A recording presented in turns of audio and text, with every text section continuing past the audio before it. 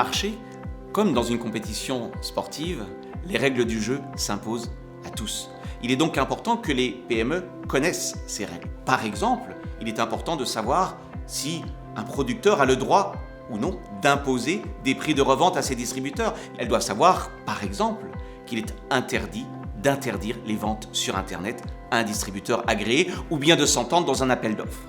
Et la connaissance de ces règles du jeu est d'autant plus importante que dans le cas des PME, elles peuvent parfois violer les règles du jeu par méconnaissance, par négligence, parce qu'elles ne disposent pas toujours des moyens en interne de les connaître, que ce soit par des programmes de conformité ou bien par la présence d'un service juridique qui les alerterait. Et c'est donc dans cette perspective que l'autorité de la concurrence a édité un guide, mais également un espace en ligne pour permettre aux PME de mieux maîtriser ces règles du jeu et, le cas échéant, de faire valoir leurs droits si elles estiment qu'elles sont victimes de pratiques anticoncurrentielles. Le principal risque pour une PME, comme pour toute entreprise, est de se voir infliger une sanction pécuniaire par l'autorité de la concurrence. Et les sanctions peuvent être parfois très lourdes, en particulier pour les infractions les plus graves. Par exemple, le fait de s'entendre avec ses concurrents dans un appel d'offres sur le dos des pouvoirs publics et donc des contribuables. Certes, il existe des procédures négociées telles que la clémence, la transaction, qui permettent parfois d'atténuer le montant de la sanction. Il n'en demeure pas moins que s'engager dans une pratique anticoncurrentielle, que ce soit d'entente ou d'abus de position dominante, est un calcul très risqué et qui peut coûter très cher. Les PME peuvent être également victimes de pratiques anticoncurrentielles. 3 exemples. Boycott. Une entreprise de distribution souhaite entrer sur un marché local.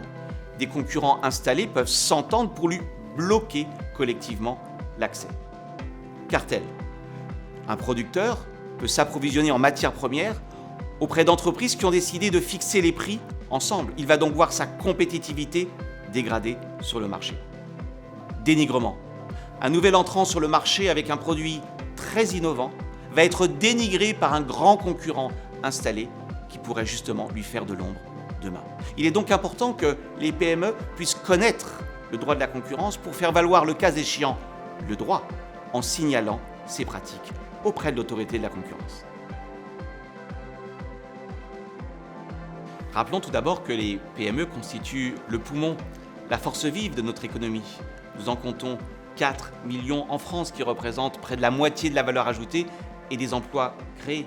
Chaque année, près de 700 000 PME, entreprises, sont créées dans notre pays, qui vont contribuer à renouveler le tissu productif de la France et à faire émerger ces nouveaux géants dont nous avons tant besoin. Il est donc particulièrement important que toutes les PME puissent connaître les règles du jeu en matière de concurrence. Tout d'abord, pour prévenir d'éventuelles infractions qui pourraient peut-être être commises par négligence ou par méconnaissance des règles du jeu, mais également pour mettre fin et signaler à l'autorité de la concurrence des pratiques anticoncurrentielles auxquelles elles auraient pris part.